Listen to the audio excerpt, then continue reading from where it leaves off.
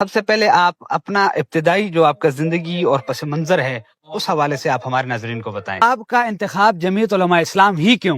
مجھے یہ بتائیں کہ ہر عالم کی زندگی میں کچھ ایسے اساتذہ ہوتے ہیں جو ان کی فکر اور اخلاق اور رستہ طے کرتے ہیں، تو آپ کی زندگی میں آپ نے اتنے بڑے اکابرین کے نام گنوائے ہیں، تو کس سے آپ متاثر ہیں اور کس نے آپ کو اس نہج پر شفٹ کیا؟ لیکن کامیابی کے لیے آپ کے نزدیک اصل معیار کیا ہے؟ شہرت، علم یا اخلاص؟ اعوذ باللہ من الشیطان الرجیم، بسم اللہ الرحمن الرحیم۔ السلام علیکم ورحمۃ اللہ۔ مانسرا کیمرہ سینٹر کے ناظرین، جیسا کہ آپ دیکھ رہے ہیں گزشتہ کئی دنوں سے ہم ڈیرہ اسماعیل خان میں موجود ہیں، اور آج ہمارے ساتھ جو شخصیت موجود ہے وہ کسی تعارف کی محتاج نہیں ہے۔ وہ نہ صرف ڈیرہ اسماعیل خان ہی بلکہ پورے ملک میں دینی دعوت، درس اور تدریس اور اصلاحی امت کے حوالے سے جانے پہچانے جاتے ہیں۔ میری مراد جناب حضرت علامہ مولانا مفتی عبدالواحد قریشی صاحب۔ سب سے پہلے حضرت آپ کا بے حد شکریہ، آپ نے اتنے ٹف شیڈول میں سے ہمیں ٹائم دیا۔ ان سے آج ہم چونکہ ان کے بیانات اور علمی جو جتنے بھی ان کی دروس وغیرہ ہوتے ہیں وہ آپ سنتے ہیں، تو آج ہم نے سوچا ان سے تھوڑا سا مختلف ٹائپ کا ایک انٹرویو کرتے ہیں۔ حضرت سب سے پہلے آپ اپنا ابتدائی جو آپ کا زندگی اور پس منظر ہے اس حوالے سے آپ ہمارے ناظرین کو بتائیں۔ بسم اللہ الرحمن الرحیم۔ سب سے پہلی اور بنیادی بات کہ میں تو اسکول، کالج، یونیورسٹی کی ذہن کا بندہ تھا جی بچپن ہی سے۔ حالانکہ میرے والد محترم، میرے دادا جان ماشاءاللہ ایک علمی خاندان ہے۔ ہمارے دادا جان نے حضرت سہارنپوری مولانا خلیل احمد سہارنپوری رحمہ اللہ کے ساتھ وقت گزارا۔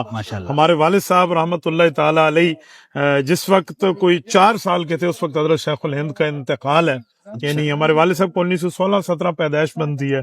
پھر اس کے بعد حضرت مدنی، مفتی کفایت اللہ دہلوی اور ان اکابر حضرت تھانوی، حضرت کشمیری کے ساتھ ابا جی رحمۃ اللہ علیہ کا شرف تلمذ اور تعلق رہا۔ ماشاءاللہ میں انہی کی نسل میں تھا۔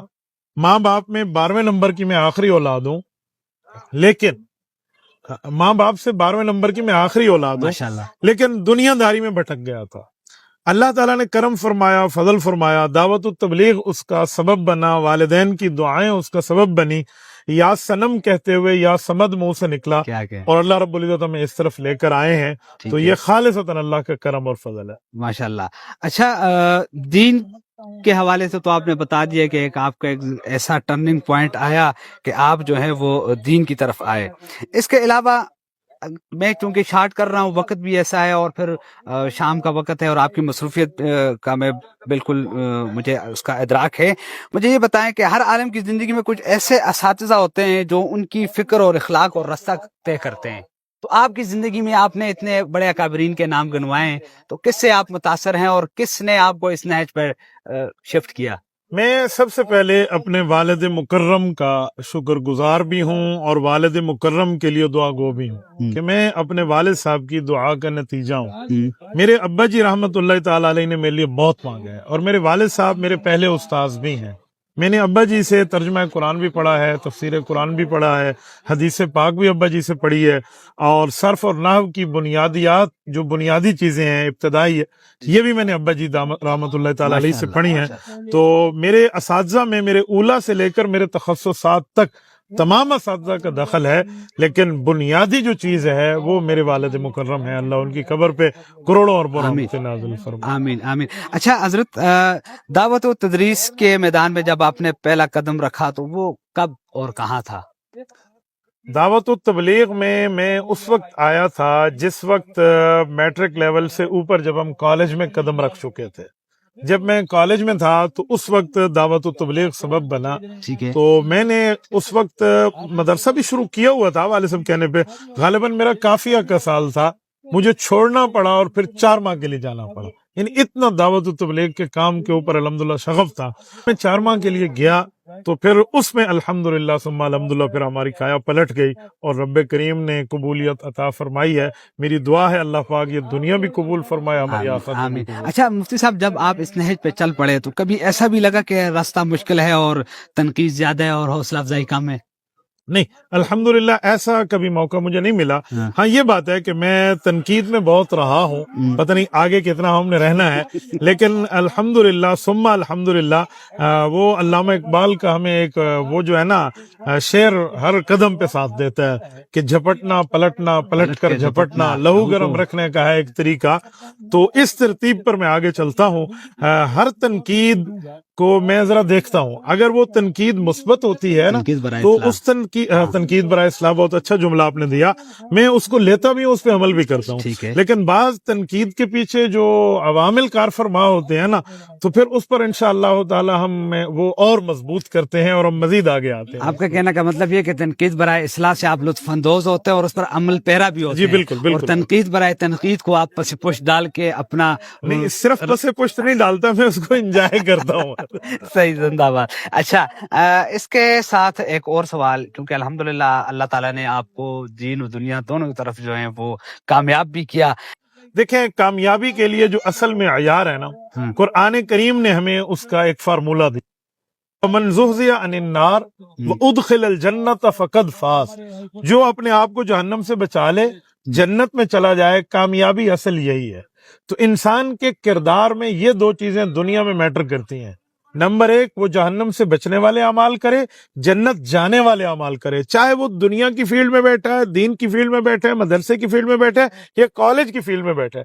اگر وہ یہ کام کرے گا تو دنیا میں بھی کامیابی ملے گی اور اس کو آخرت میں بھی کامیابی. اچھا, آخری سوال اور میرے آج کے اس گفتگو کا انتہائی اہم ترین سوال, کہ آپ جو ہیں اپنے تبلیغی دورے پہ بھی ہوتے ہیں, بیانات بھی پورے ملک میں آپ کے ہوتے ہیں, مانسہرہ کیمرہ سینٹر نے بھی آپ کے کافی سارے بیانات ریکارڈ کیے, براہ راست نشر کیے. اس کے ساتھ ساتھ آپ کے اپنا ہی فین فالوئنگ اتنی ہے کہ الحمدللہ جیسے بھی آپ لائیو ہوتے ہیں, میں خود آپ کا فین ہوں. ابھی آپ ریسنٹلی مدینہ گئے, جہاں سے بھی آپ لائیو آتے رہے, میں دیکھتا بھی رہا, کمنٹس بھی کرتا رہا.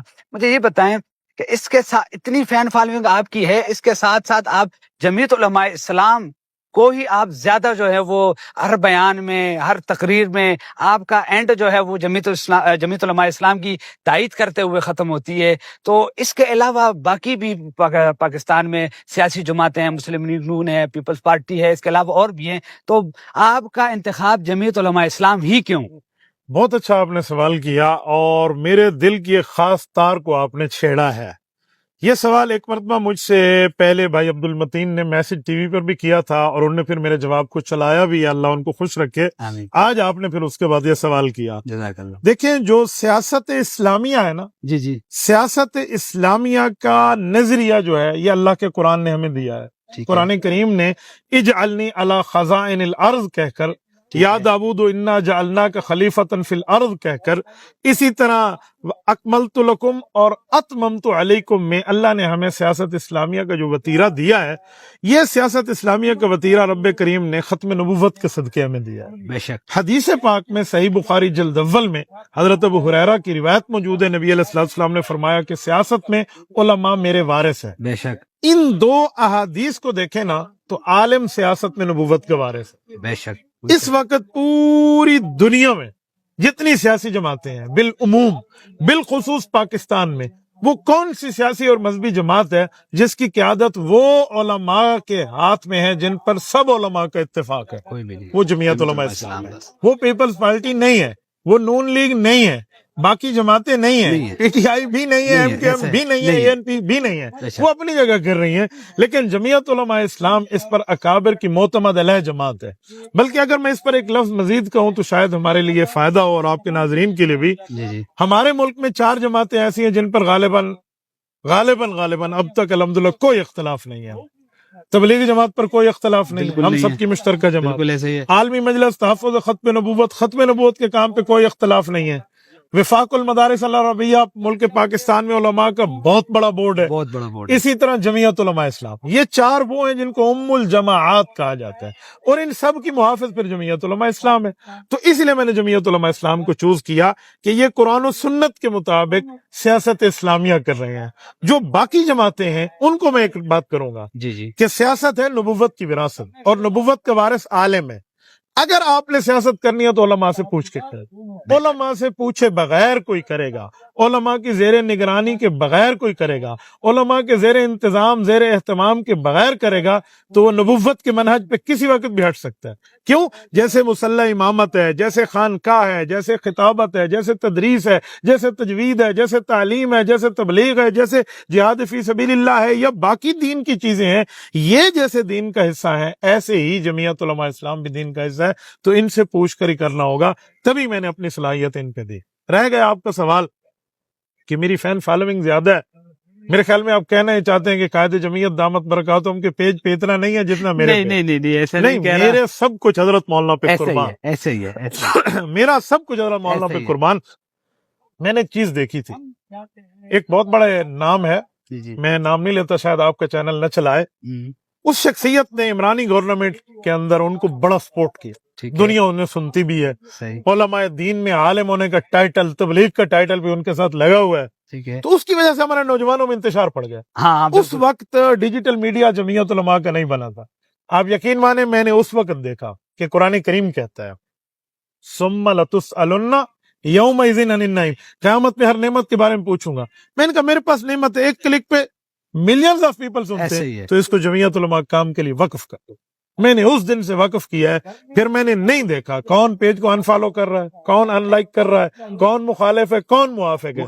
हक समझा तो फिर हम डट के उस वो पर कह एक रहे हैं। पोस्ट लगाने की वजह से आपके कितने लोगों ने अनफॉलो किया आपके उसको? एक रात में 10,000, एक हफ्ते में 60,000 आदमी गया था। और 60,000 लोगों की कुर्बानी देना इस डिजिटल दौर में बहुत वाकई एक बहुत बड़ी वो कुर्बानी मसला ही है। नहीं हजरत। फिर उसके बाद ये हुआ कि अल्हम्दुलिल्लाह वो सारे हट गए जो कच्चे थे, सही। पक्के सारे आगे, छांटी हो गई ना, तो बेहतर हो गया। इसीलिए फिर मैं जमीयत उलमा इस्लाम का इंतखाब। अच्छा मुफ्ती साहब, आखिरी और ख़त्म करते हुए आखिरी सवाल कि मुफ्ती महमूद कॉन्फ्रेंस 16 अक्टूबर को डेरा इस्माइल खान की सरजमीन, आज भी हम उसी ग्राउंड में मौजूद हैं, इस हवाले से आप हमारे देखने वाले नाजरीन को और जितने भी जमीयत उलमा इस्लाम के कारकुन हैं उनको क्या पैगाम देना चाहेंगे?